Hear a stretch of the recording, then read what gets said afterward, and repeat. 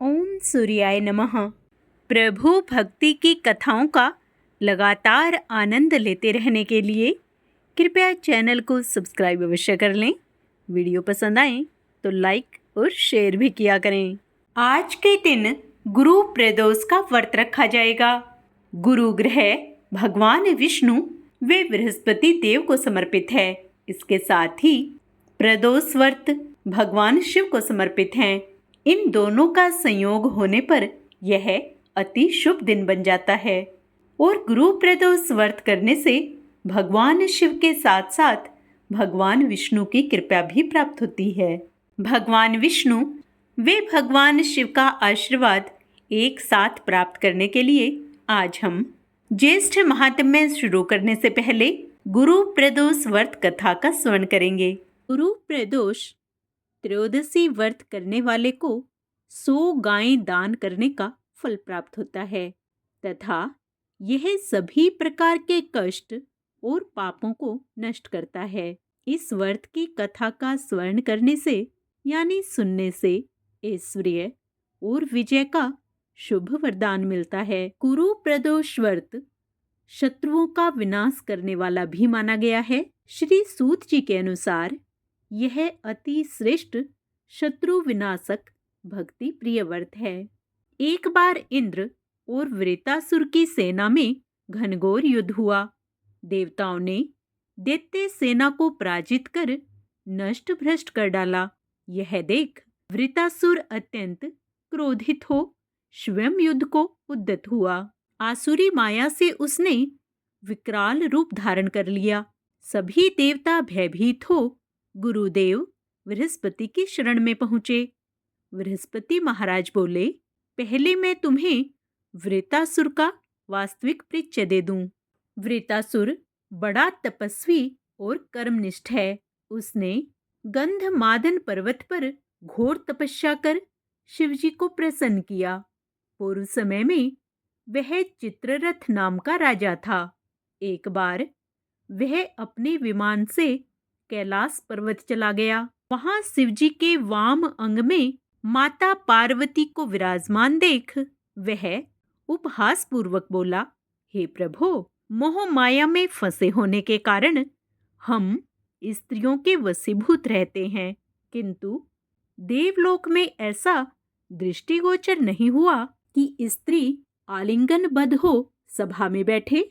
चित्ररथ के यह वचन सुन सर्वव्यापी शिवशंकर हंसकर बोले, हे राजन, मेरा व्यवहारिक दृष्टिकोण पृथक है।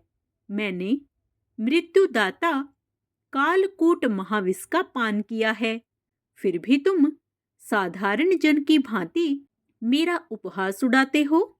माता पार्वती क्रोधित हो चित्ररथ से संबोधित हुई, अरे दुष्ट, तूने सर्वव्यापी महेश्वर के साथ ही मेरा भी उपहास उड़ाया है। अतएव मैं तुम्हें वह शिक्षा दूंगी कि फिर तू ऐसे संतों के उपहास का दुस्साहस नहीं करेगा। अब तू दैत्य स्वरूप धारण कर विमान से नीचे गिर, मैं तुझे शाप देती हूँ। जगदम्बा भवानी के अभिशाप से चित्ररथ राक्षस योनि को प्राप्त हुआ और तवष्टा नामक ऋषि के श्रेष्ठ तप से उत्पन्न हो वृत्रासुर बना।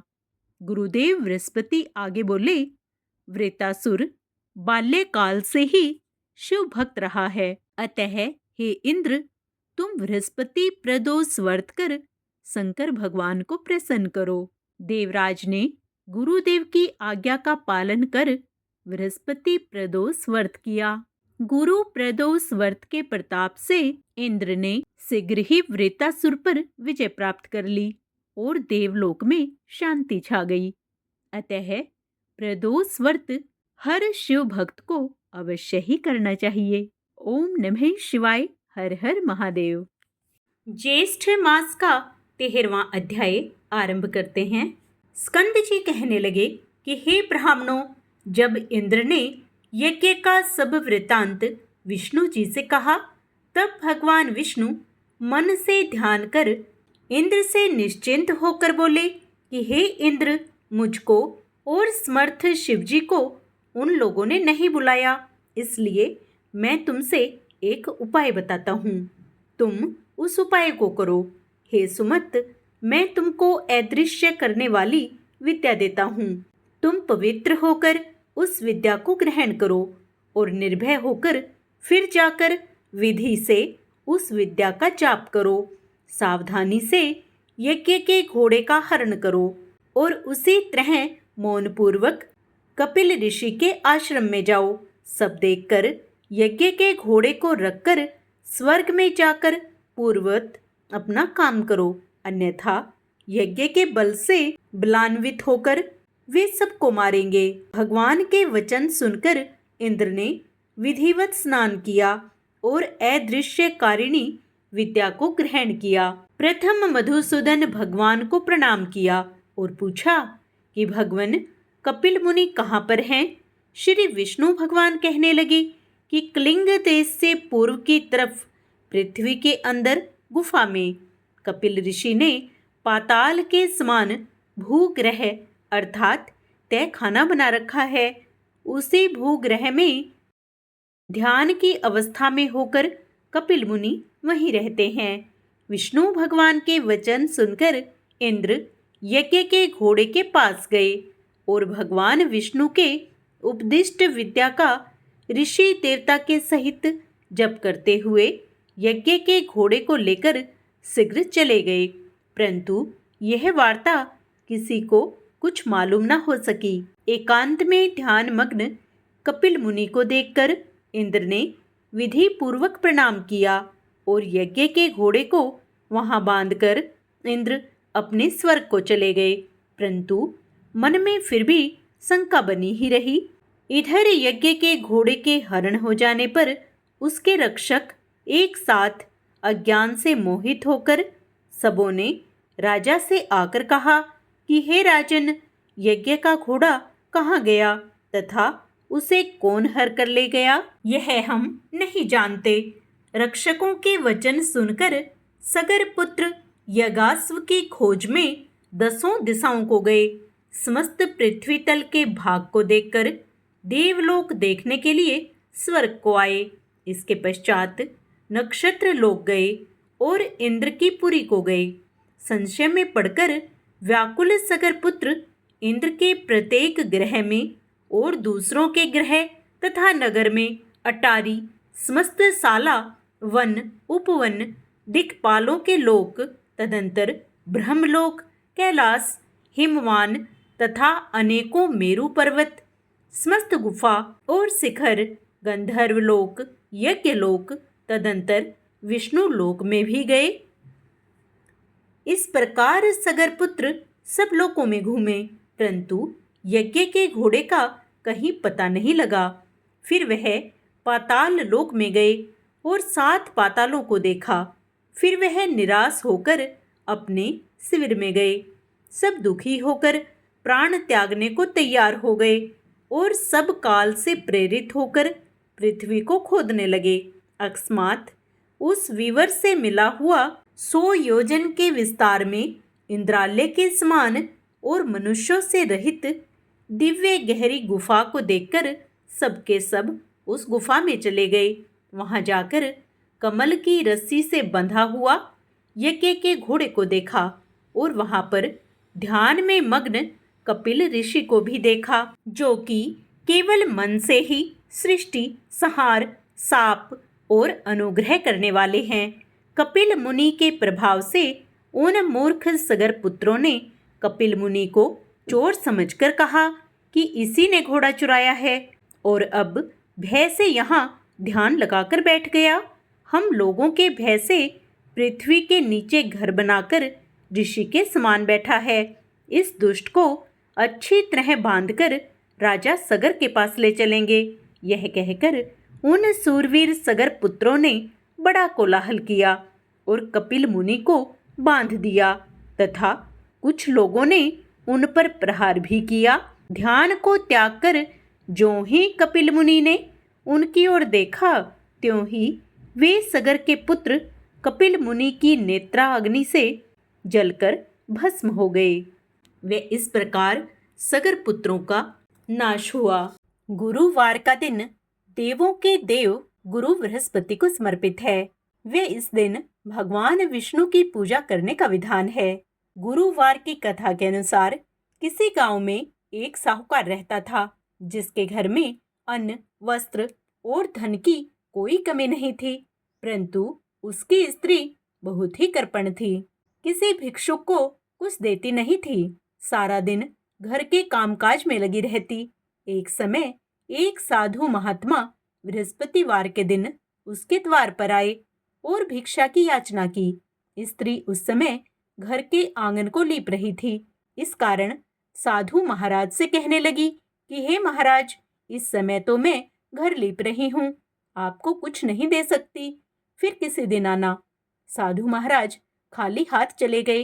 कुछ दिन के पश्चात यही साधु महाराज फिर से आए। उसी तरह भिक्षा मांगी। साहूकारनी उस समय लड़के को खाना खिला रही थी और कहने लगी, महाराज, मैं क्या करूं, अभी खाली नहीं हूं, इसलिए आपको भिक्षा नहीं दे सकती। तीसरी बार महात्मा आए तो उसने उन्हें उसी तरह से टालना चाहा, परंतु महात्मा जी कहने लगे, यदि तुमको बिल्कुल ही अवकाश हो जाए तो मुझको भिक्षा दोगी। साहूकारनी कहने लगी कि हाँ महाराज, यदि ऐसा हो जाए तो आपकी बड़ी कृपा होगी। साधु महात्मा जी कहने लगे कि अच्छा, मैं एक उपाय बताता हूँ। तुम बृहस्पतिवार के दिन चढ़ने पर उठो और सारे घर में झाड़ू लगाकर कूड़ा एक कोने में जमा करके रख दो। घर में चौका आदि मत लगाओ। फिर स्नान आदि करके घर वालों से कह दो उस दिन सब हजामत अवश्य बनवाएं। रसोई बनाकर चूल्हे के पीछे रखा करो, सामने कभी न रखो। सायंकाल को अंधेरा होने के बाद दीपक जलाया करो और बृहस्पतिवार को पीले वस्त्र धारण मत करो। न पीले रंग की चीजों का भोजन करो। यदि ऐसा करोगी तो तुमको घर का कोई काम नहीं करना पड़ेगा। साहूकारनी ने ऐसा ही किया। बृहस्पतिवार के दिन चढ़े उठी, झाड़ू लगाकर कूड़े को घर में जमा कर दिया। पुरुषों ने हजामत बनवाई, भोजन बनाकर चूल्हे के पीछे रखा। वह सभी बृहस्पतिवार को ऐसा ही करती रही। अब कुछ समय के बाद उसके घर में खाने को दाना भी न रहा। थोड़े दिनों में महात्मा फिर आए और भिक्षा मांगी, परंतु सेठानी ने कहा, महाराज, मेरे घर में खाने को अन्न नहीं है, आपको क्या दे सकती हूँ। तब महात्मा ने कहा कि जब तुम्हारे घर में सब कुछ था तब भी तुम कुछ नहीं देती थी, अब पूरा पूरा अवकाश है तब भी कुछ नहीं दे रही हो, तुम क्या चाहती हो। तब सेठानी ने हाथ जोड़कर प्रार्थना की, हे महाराज, अब कोई ऐसा उपाय बताओ कि पहले जैसा धन धान्य फिर से हो जाए। अब मैं प्रतिज्ञा करती हूँ कि जैसा आप कहेंगे वैसा ही करूंगी। तब महात्मा जी ने कहा, बृहस्पतिवार को प्रातः काल उठकर स्नान आदि से निवृत्त होकर घर को गाय के गोबर से लिपो तथा घर के पुरुष हजामत न बनवाएं। भूखों को अन्न जल देती रहा करो। ठीक सायंकाल दीपक जलाओ। यदि ऐसा करोगी तो तुम्हारी सभी मनोकामनाएं भगवान बृहस्पति जी की कृपा से पूर्ण होंगी। सेठानी ने ऐसा ही किया और उसके घर में धन धान्य वैसा ही हो गया जैसा पहले था। इस प्रकार भगवान बृहस्पति की कृपा से अनेक प्रकार के सुख भोग कर दीर्घ काल तक जीवित रही। जय बृहस्पति देव। प्राचीन समय में एक नगर में एक गरीब ब्राह्मण अपनी पत्नी के साथ रहता था। वे बहुत धर्मात्मा थे, लेकिन गरीबी के कारण जीवन कठिन था। जेठ मास आया। उस समय भीषण गर्मी पड़ रही थी। नगर के लोग प्रातःकाल पवित्र नदी में स्नान करके दान पुण्य करते थे। ब्राह्मण की पत्नी ने कहा, स्वामी, हमें भी यह व्रत करना चाहिए। ब्राह्मण बोला, हम बहुत गरीब हैं, दान कैसे करेंगे। पत्नी ने कहा, सच्चे मन से किया गया छोटा सा दान भी भगवान स्वीकार करते हैं। अगले दिन से प्रातः दोनों ने स्नान करके जल दान करना प्रारंभ किया। वे सुखी हो गए। अब सूर्य चालीसा का पाठ करें। श्री रवि हरत हो घोरतम, अगिनत किरण पसारी, वंदन करूं तव चरणन में अर्ध देऊं जलधारी। सकल सृष्टि के स्वामी हो, सचराचर के नाथ। निस्दिन होत तुमसे ही, होवत संध्या प्रभात। जय भगवान सूर्य तमहारी, जय खगेश दिनकर शुभकारी। तुम हो सृष्टि के नेत्र स्वरूपा, त्रिगुणधारी त्रैवेद स्वरूपा। तुम ही करता पालक संहारक, भुवन चतुर्दश के संचालक। सुंदर बदन चतुर्भुज धारी, रश्मि रथी तुम गगन विहारी। चक्र शंख और श्वेत कमल धर, वर मुद्रा सोहत चोटे कर। शीस मुकुट कुंडल गलमाला, चारु तिलक तब भाल विशाला। सप्त अश्वरथ अति द्रुत गामी, अरुण साथी गति अविरामी। रक्त वरुण आभूषण धारक, अति प्रिय तोहि लाल पदारथ। सर्वात्मा कहे तुम्हें ऋग्वेदा, मित्र कहे तुमको सब वेदा। पंच देवों में पूजे जाते, मन वांछित फल साधक पाते। द्वादश नाम जाप उद्धारक, रोग शोक और कष्ट निवारक। मां कुंती तब ध्यान लगायो, दानवीर सुत करण सो पायो। राजा युधिष्ठिर तब जस गायो, अक्षय पात्र वो वन में पायो। शस्त्र त्याग अर्जुन अकुरायो, बन आदित्य हृदय से पायो। विंध्याचल तब मार्ग में आयो, हाहाकार तिमिर से छायो। मुनि अगस्त्य गिरि गर्व मिटायो, निज तप बल से विंध्य नवायो। मुनि अगस्त्य तब महिमा गाई, सुमिर भय विजय रघुराई। तो हे विरोक मधुर फल जाना, मुख में लिन्ही तो हे हनुमाना। तब नंदन शनि देव कहावे, पवन के सुत शनि तीर मिटावे। यज्ञ व्रत स्तुति तुम्हारी कीन्ही, भेंट शुक्ल यजुर्वेद की दिन्ही। सूर्यमुखी खरितर तब रूपा, कृष्ण सुदर्शन भानु स्वरूपा। नमन तो हे ओंकार स्वरूपा, नमन आत्मा और काल स्वरूपा। दिग दिगंत तब तेज प्रकाशे, उज्ज्वल रूप तुम्हीं आकाशे। दस दिगपाल करत तब सुमिरन, अंजलि नित्य करत हैं अर्पण। त्रिविधि ताप हरता तुम भगवन, ज्ञान ज्योति करता तुम भगवन। सफल बनावे तब आराधना, गायत्री जप सरल है साधना। संध्या त्रिकाल करत जो कोई, पावे कृपया सदा तब वो ही। चित्त शांति सूर्याष्टक देव, व्याधि अपाधि सब हर लेव। अष्टदल कमल यंत्र शुभकारी, पूजा उपासन तब सुखकारी। माघ मास सुद सप्तमी पावन, आरंभ हो तब शुभ व्रत पालन। भानु सप्तमी मंगलकारी, भक्ति दायिनी दोषणहारी। रविवासर जो तुमको ध्यावे, पुत्रादिक सुख वैभव पावे। पाप रूपी पर्वत के विनाशी, व्रज रूप तुम हो अविनाशी। राहुआन तब ग्रास बनावे, ग्रहण सूर्यता को लग जावे। धर्म दान तप करते हैं साधक, मिटत राहु तब पीड़ा बाधक। सूर्य देव तब कृपा कीजे, दीर्घ आयु बल बुद्धि दीजे। सूर्य उपासना कर नित ध्यावे, कुष्ठ रोग से मुक्ति पावे। दक्षिण दिशा तोरी गति जावे, दक्षिणायन वो ही कहलावे। उत्तर मार्गी तोरो रथ होवे, उत्तरायण तब वो कहलावे। मन और वचन कर्म हो पावन, संयम करता भलित आराधना। भरत दास चिंतन करत, घर दिन कर तब ध्यान। रखियो कृपया इस भक्त पे, तुम्हारी सूर्य भगवान। जय सूर्य भगवान की। जेठ के महीने में सूर्य पूर्ण रूप से तप्त होते हैं। इस समय में सूर्य कवच का पाठ करने से हर प्रकार की आपदा से बचा जा सकता है। यह कवच व्यक्ति के अंग प्रत्यंग की रक्षा करता है।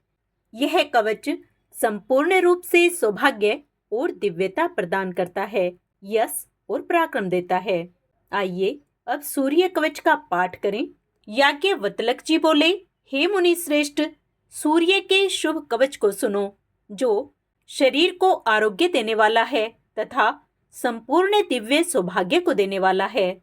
चमकते हुए मुकुट वाले, डोलते हुए मकराकृत कुंडल वाले 1000 किरण को ध्यान करके यह स्तोत्र प्रारंभ करें। मेरे सिर की रक्षा भास्कर करें, अप्रिमित कांति वाले ललाट की रक्षा करें, नेत्र की रक्षा दिनमणि करें तथा कान की रक्षा दिन के ईश्वर करें। मेरी नाक की रक्षा धर्म घृणी, मुख की रक्षा देव वंदित, जिह्वा की रक्षा मानद तथा कंठ की रक्षा देव वंदित करें। सूर्य रक्षात्मक इस स्तोत्र को भोजपत्र में लिखकर जो हाथ में धारण करता है तो संपूर्ण सिद्धियां उसके वश में होती हैं। सुबह स्नान करके जो कोई स्वच्छ चित्त से कवच पाठ करता है वह रोगों से मुक्त हो जाता है, दीर्घायु होता है, सुख तथा यश प्राप्त करता है। आइए अब मिलकर भगवान सूर्य की आरती करें। ओम जय सूर्य भगवान, जय हो दिनकर भगवान। जगत के नेत्र स्वरूपा, तुम हो त्रिगुण स्वरूपा। धरत सब ही तव ध्यान, ओम जय सूर्य भगवान। सारथी अरुण है प्रभु, तुम श्वेत कमल धारी। तुम चार भुजाधारी, अश्व है 7 तुम्हारे। कोटि किरण पसारे, तुम हो देव महान। ओम जय सूर्य भगवान। उषा काल में जब तुम उदया चले आते, सब तब दर्शन पाते। फैलाते उजियारा, जागता तब जग सारा। करें सब तब गुणगान, ओम जय सूर्य भगवान। संध्या में भुवनेश्वर अस्ताचल जाते। गोधन तब घर आते, गोधूलि बेला में। हर घर हर आंगन में, हो तब महिमा गान। ओम जय सूर्य भगवान। देव दनुज नर नारी, ऋषि मुनिवर भजते। आदित्य हृदय जपते, स्तोत्र ये मंगलकारी। इसकी है रचना न्यारी, दे नव जीवन दान। ओम जय सूर्य भगवान।